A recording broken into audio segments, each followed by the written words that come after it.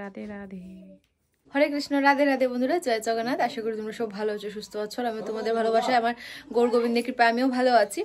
নতুন একটা ব্লগ ভিডিওতে তোমাদের সবাইকে স্বাগত। আশা করি এই ভিডিওটা তোমাদের ভালো লাগবে। আমার চ্যানেলে কেউ নতুন হয়ে থাকলে প্লিজ সাবস্ক্রাইব করে পাশে থেকো, আর ফেসবুক পেজ হলে ফলো করে দিও।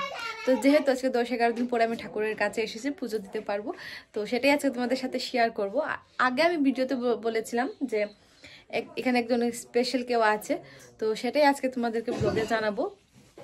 তো চলো, সবার আগে ঠাকুরের স্নান এখনো হয়নি, তো সবার আগে তোমাদেরকে ঠাকুর দর্শন করিয়ে স্নান করানোর পরে শৃঙ্গার আরতির পরে তোমাদেরকে আবার দর্শন করাবো। তো চলো, এখন সিম্পলভাবে বসে আছে আমার গোবর সোনা, তো সেটাই দর্শন করাই তোমাদেরকে।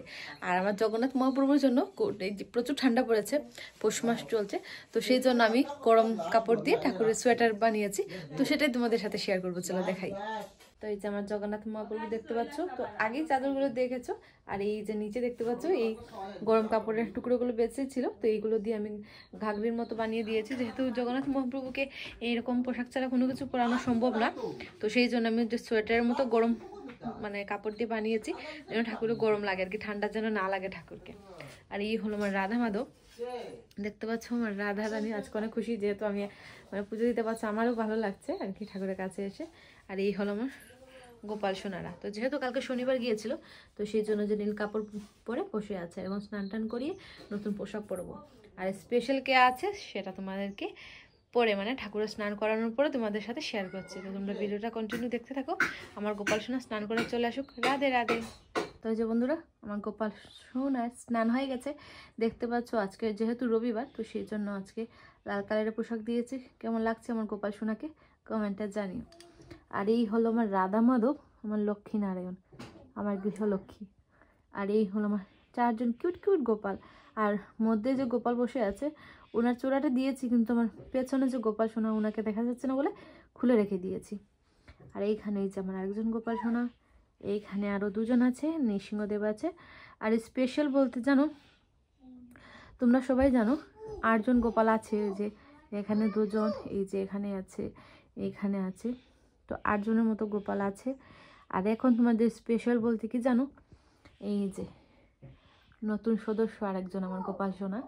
তো এই গোপাল সোনাকে আমি আনিনি, উনি নিজে থেকে এসেছেন, নিজে থেকে বলতে একজন দিয়েছেন আর কি, ওনার মনের ইচ্ছে পূরণের জন্য উনি দান করেছেন গোপাল সোনা। তো আসনে জায়গা হয়নি, তো সেই জন্য আমি কৃষ্ণের কাছে রেখেছি আর কি। তো চলো, গোপাল সোনার স্নান টান করানোর পরে ফুল টুল দেওয়া হয়ে গেছে। আমি রাধারানীর শতনাম, নৃসিংহদেবের শতনাম পাঠ করে নিয়েছি, গীতা পাঠ হয়ে গেছে। আর এখনও হচ্ছে ভোগ দেওয়া হয়ে গেছে, ভোগ আরতি করে ব্লগটা শুরু করলাম। আমি ভুলেই গিয়েছিলাম এতদিন পরে শুরু করার কারণে, যে আমি দর্শন করাবো ভুলেই গিয়েছিলাম। তো চলো, ঠাকুর দর্শন করিয়ে দিয়েছি, আমার ওই যে কেউ ছোট্ট গোপালকেও দর্শন করিয়ে দিলাম ওই যে। আর এখন হয়েছে ভোগ দর্শন করাবো। তো এই যে আমার রাধা মাধবের ভোগ দেখতে পাচ্ছ, ডাল সবজি ভাজা আছে, যেমন বড়া তরকারি, মুগ ডালের বড়া বানিয়ে তরকারি বানানো হয়েছে, নিরামিষ সবজি, ডাল আর আলু ভাজা, 4টা আইটেমই বানানো হয়েছে। যেহেতু রোববার আজকে সবাই ঘরে, কিন্তু কাম কাজ একটু বেশি, প্রতিটা রবিবার আসলেই স্কুল বন্ধ থাকে, কিন্তু কাপড় টাপড় ধোয়া ধুয়ে থাকে, তো সেই জন্য আর কি রবিবারে একটু, যেদিন কাপড় টাপড় থাকে না এদিন একটু স্পেশাল হয়। তো যেহেতু আজকে কাপড় টাপড় কাঁচা হয়েছে, সেই জন্য ভোগ একটু কম হয়েছে। তো চলো বন্ধুরা, ঠাকুরের মুখ ধোয়ানো হয়ে গেছে, এখন ভোগটা নামিয়ে ঠাকুরকে শয়নে দেওয়া হবে। দুপুরে খাওয়ার পরে যে আমরা শুই, রেস্ট করি, তো এই এখন ঠাকুরকে শোয়ানো হবে আর কি, নিদ্রা দিতে হবে। তো চলো, ভোগটা নামিয়ে গোপাল সোনাকে নিদ্রা দিয়ে দিই। এই যে গোপাল ঠাকুরের বিছনা দেখতে পাচ্ছ, এই যে পালং। তো চলো, ভোগটা নামাই। রাধে রাধে। তো বন্ধুরা, আরতি হয়ে গেছে, ঠাকুরের ভোগ নামানো হয়ে গেছে, আর ঠাকুরকে শয়নে দেওয়া হয়ে গেছে। আর এখন কি হয়েছে, এনআইটি থেকে 2জন স্টাফ আসছে আর কি ঠাকুর দর্শন করতে, ঠাকুরের জন্য ওদের আসা। তো আসবে বলে প্রায় 1 বছর চলে গেছে, আর এখন এই ডিসেম্বর মাসে ওনারা সময় হয়েছে, রাধারানীর কৃপা হয়েছে, তাই ওনারা আসছেন। যদি পারি তো ওদেরকে দেখাবো, আর যদি পারি না তো কিছু করার নেই, যেহেতু মোবাইল বের করে ভিডিও করতে আমার শরম লাগে মানুষের সামনে।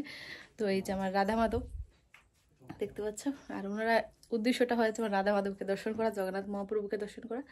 তো চলো বন্ধুরা, তোমরা কন্টিনিউ ভিডিওটা দেখতে থাকো। রাধে রাধে।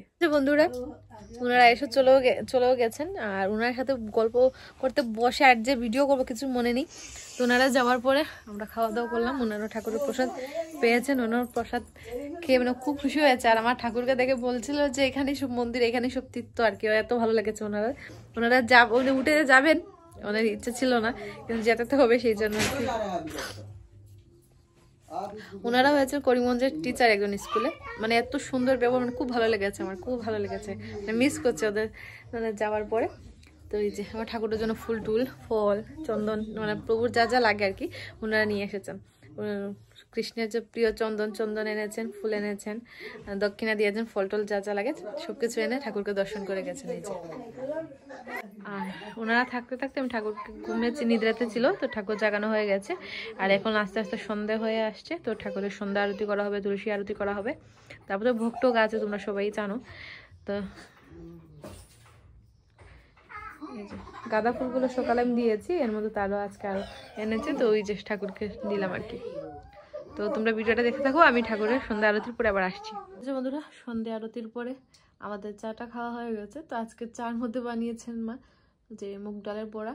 তো যেহেতু ঠান্ডা পড়েছে সবাই জানো, যেহেতু চটপটি কিছু খাওয়ার ইচ্ছে হয়, তো সেই জন্য আজকে মুগ ডালের বড়া দিয়ে চাটা খাওয়া হচ্ছে। খাওয়ার পরে মা চলে গেছেন ভোগ রান্না করতে, আর আমি এদিকে ভাগবত পাঠ করা হয়নি, যেহেতু বললাম যে আজকে লোকজন আসবে, তো সেই জন্য ভাগবত পাঠ হলো না। তো সন্ধ্যের পরে চাটা খেয়ে সন্ধ্যা আরতির পরে ভাগবত পাঠ করে নিয়েছি। আর মা তো চলে গেছেন ভোগ রান্না করতে। ভোগের পরে এখন এই যে ঠাকুরকে ভোগ নিবেদন করাও হয়ে গেছে, আর এখন ঠাকুরের আরতি শেষ করে ভোগ নামানো হবে। এই আমি আর কি ভিডিওটা শুরু করলাম, তো অল্প একটু করে শেয়ার করে দিলাম তোমাদের কাছে। আর অনেকদিন হয়ে গেছে ভিডিও করা হয়নি, জানি না আজকের ভিডিও তোমাদের কেমন লাগবে, তো কমেন্টে জানিও যে কেমন লেগেছে আজকের ব্লগ ভিডিওটা। আর জগন্নাথ মহাপ্রভুর ঠান্ডার কাপড়টা কেমন হয়েছে সেটাও কমেন্টে জানিও। তো তোমরা কন্টিনিউ ভিডিওটা দেখতে থাকো ঠাকুরের ভোগ নামানোর পরে। আর এই যে আমার দুই গোপালকে খাওয়াতে হবে, এই যে দুজন বসে আছে ব্যস্ত দেখতে পাচ্ছ। আর কি হয়েছে আজকে পিয়ুষ চুল কেটেছে, দেখি পিয়ুষ, এই যে আমার পিয়ুষের চুল কেটেছে, আর আয়ুষের চুল আগে কাটা হয়েছে, যেহেতু একটু লম্বা হয়ে গেছে। তো ভোগ নামানোর পরে সবার আগে ওদের দুই ভাইকে খাইয়ে দেবো, খাইয়ে ঘুম পাড়ানোর পরে আমরা খাবো। তো বন্ধু রাইস পিসে খাওয়ানো হয়ে গেছে, ওরা ঘুমিয়ে পড়েছে, আমাদেরও খাওয়া দাওয়া হয়ে গেছে, বাসন টাসন ধুয়ে এসে বসলাম।